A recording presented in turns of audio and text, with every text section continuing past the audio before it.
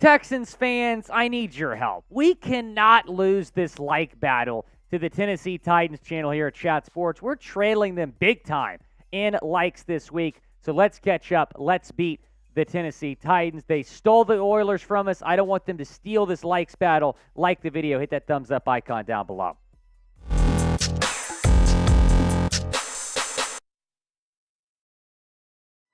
H-Town, producer Jack, what is it? Hold it down. I am Will Scott. Welcome in to Texans Today. Appreciate you all watching today's show. And we have a player signing to discuss on today's show. Ian Rapoport tweeted this earlier this afternoon. Reunion.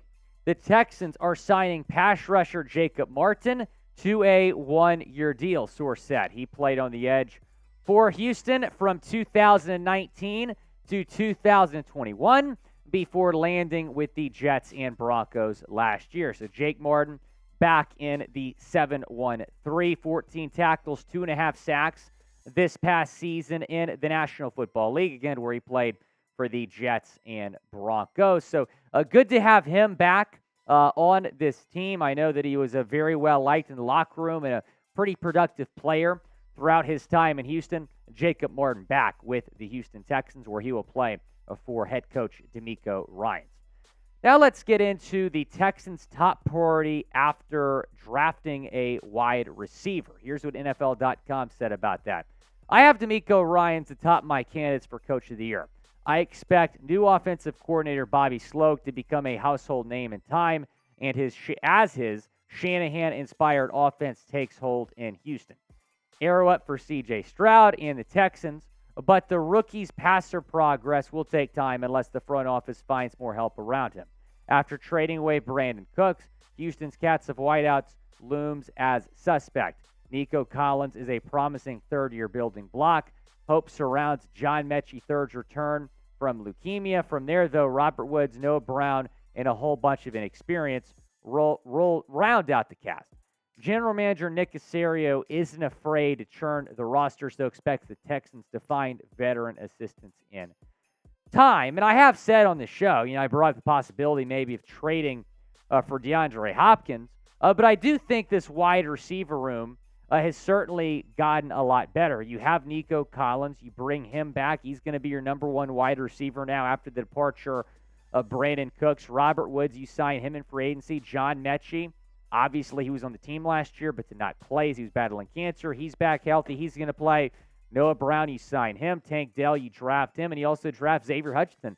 So those are a really good top six right there. I expect those 6 guys to be your top 6 receivers this upcoming season.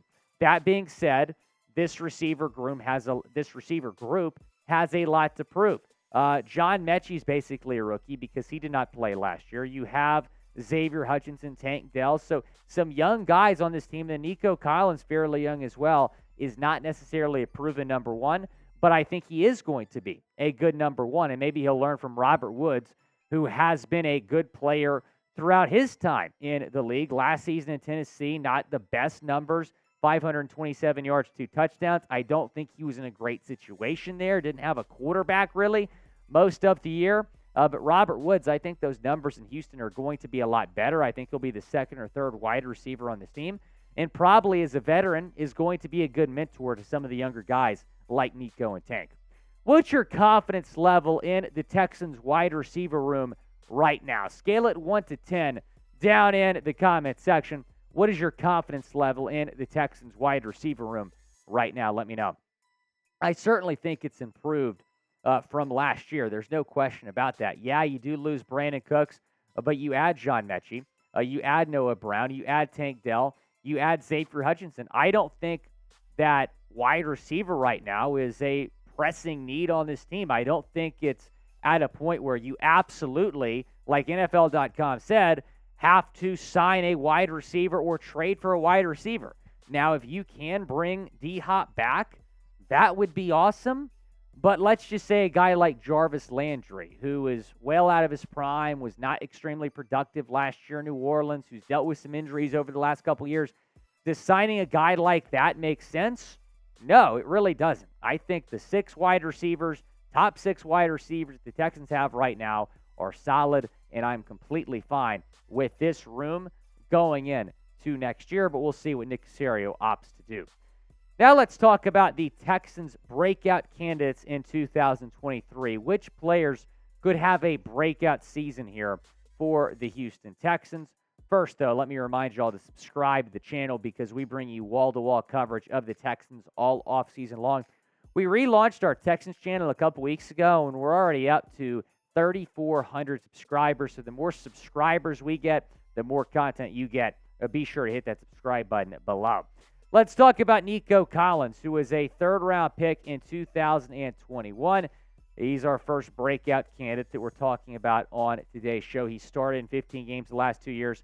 Is he going to gel with new quarterback C.J. Stroud? That is the question. Right now, he's set to be C.J. Stroud's top target, and I think Nico is going to have a huge year. I really do. I think is the number one guy, him getting most of the targets. I think he's going to be really good. Here's what PFF said about Nico Collins. Collins might have already had a breakout season in 2022, if not for a couple of injuries and below par quarterback play. His 72.4 PFF grade ranked only 35th amongst wide receivers last season. However, passes going his way were completed only 56.9% of the time, the 10th lowest rate in the NFL, despite Collins not dropping a single target all season. Davis Mills. In fact, he was just one of 9 receivers not to drop a pass among players with at least 50 targets last year.